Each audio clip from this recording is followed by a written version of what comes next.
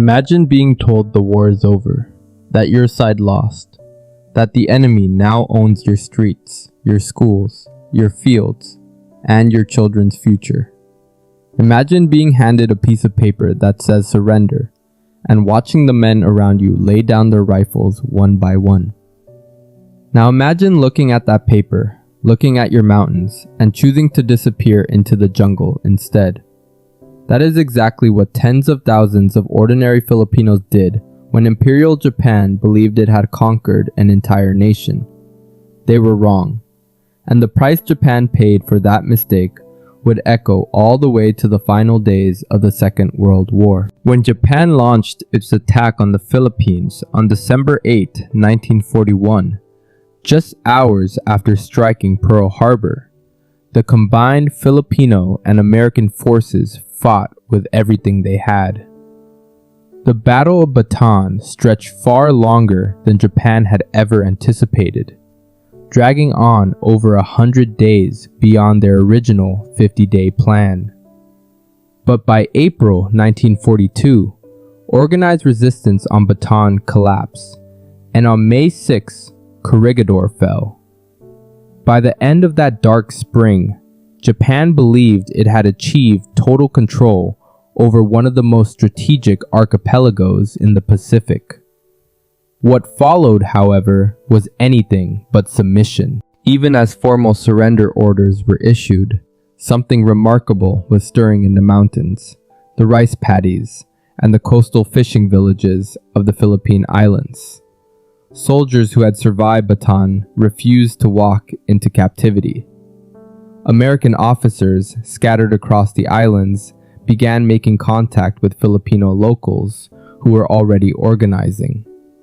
The resistance that sprung up was largely spontaneous at first, a raw and emotional reaction to the thuggish behavior of the occupying forces, to the killings, the confiscations, and the humiliations that came with Japanese rule. Nobody had written a manual for what came next. They were making it up as they went. The Philippines was not a simple place to occupy. The archipelago consists of thousands of islands, and the Japanese never managed to occupy many of the smaller and more remote ones. Even on the larger islands, control of the countryside was tenuous at best. The dense mountain ranges of Luzon, the thick jungles of Mindanao, and the island chains of the Visayas became natural fortresses. Guerrilla bands established hidden camps, set up rudimentary supply lines, and began recruiting from villages where resentment of the occupiers was already burning hot. Allied guerrillas found safe havens in the rugged mountain terrain, conducting hit-and-run attacks against the Japanese from concealed positions, and slowly building networks that would prove decisive. The conditions these fighters endured were almost incomprehensible. Food was scarce under normal circumstances and practically non-existent under Japanese occupation. Malaria, dysentery, beriberi, and other diseases tore through the ranks of fighters already weakened by malnutrition. Men went weeks without adequate supplies. Medicines were improvised from jungle plants. Shoes wore out and were not replaced. Communication between units was carried by runners moving through enemy-held territory at night, risking capture, torture, and execution at every step. And yet they kept going. Not because someone ordered them to, because they chose to. Among the most important figures in this shadow war were a handful of American officers who had escaped capture and refused to consider themselves defeated. Men like Robert Lapham, Edwin Ramsey, Russell Volkman, and Wendell Fertig spread across different islands and became the organizing backbone of separate but connected resistance networks. These men refused to surrender or escape prison camps and became key guerrilla leaders in their own rights, building organizations that would eventually connect with MacArthur's command in Australia and play a direct role in the Allied strategy to retake the Pacific. Ferdig, a former mining engineer with no combat experience whatsoever, managed to organize an entire resistance network across Mindanao that the Japanese spent years trying and failing to destroy. But it would be a profound mistake to frame this as an American story. The overwhelming majority of fighters were Filipino, and they came from every corner of Philippine society. Former soldiers, farmers, teachers, fishermen, and students all took up arms. Women played a large and dynamic role in the struggle, often serving as frontline fighters rather than simply in supporting roles. One of the most remarkable examples was Nieves Fernandez, a former school teacher from Tacloban, who led a guerrilla band that neutralized dozens of Japanese troops. Her fighters used improvised weapons, local knowledge, and sheer audacity to conduct operations that professional soldiers would have admired. The intelligence value of the resistance network was staggering and often underappreciated in the wider story of the war.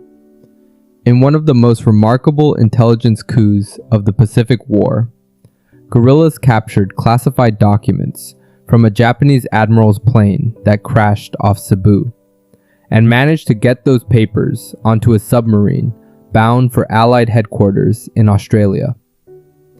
The contents of those documents directly influenced MacArthur's decision to shift his invasion plans from Mindanao to Leyte, and provided Allied commanders with critical insight ahead of the Battle of the Philippine Sea. A group of farmers and former soldiers hiding in the jungle had just helped change the course of a world war. Japan did not sit passively in the face of this insurgency. The Kempeitai, the feared Japanese military police, launched brutal campaigns against suspected guerrilla sympathizers. Entire villages suspected of sheltering fighters were burned. Civilians were detained, interrogated, and executed. Counter-insurgency operations almost invariably involved attacks on the civilian population from whom the guerrillas drew their support, and this brutality only deepened popular hostility toward the occupation and pushed more Filipinos into the arms of the resistance. Every burned village was a recruitment poster. Every public execution was a reason to pick up a weapon. There were also Filipino collaborators, Filipinos who sided with Japan, and this introduced a painful and complex layer to the struggle. The Makapili, a Filipino pro-Japanese paramilitary organization, worked alongside Japanese forces to identify resistance members and betray their hiding places. Guerrilla leaders had to be constantly vigilant, never entirely sure who could be trusted. Internal conflicts between rival guerrilla factions added further strain, with competing leaders sometimes prioritizing personal authority over the shared mission. The underground war was not a clean or romantic affair. It was messy, morally complicated, and deeply human. MacArthur's promised return loomed large over everything. His public pledge freed the guerrillas from needing to defeat Japan on their own. Their mission was to prepare the ground, hold the line, and be ready when conventional Allied forces arrived. That psychological anchor mattered enormously. Fighters who had been in the jungle for 2 years, surviving on roots and improvised weapons, could hold on to something. They were not waiting to be rescued. They were waiting to join the final assault. When MacArthur did return in October 1944, landing at Leyte Gulf, the resistance networks that had been built through years of sacrifice became immediately operational. Guerrilla forces guided American troops through terrain they had mapped at great personal risk, helped plan and execute raids to liberate prisoners, and served as combat units themselves during the liberation campaign. One of the most celebrated operations of the liberation was the Cabanatuan raid in January 1945, where Army Rangers, Alamo Scouts, and roughly 400 Filipino guerrillas worked together to free over 500 prisoners of war from behind enemy lines. It remains one of the most successful rescue missions in military history, and it would not have been possible without years of underground preparation. By the time the war ended, the scope of what the Filipino resistance had accomplished was almost beyond measure. Post-war studies estimated that roughly 260,000 people had contributed to the anti-Japanese underground resistance in some capacity. By the end of the war, Japan firmly controlled only 12 of the 48 Philippine provinces. 36 provinces had been either liberated or were effectively ungovernable for the occupying force.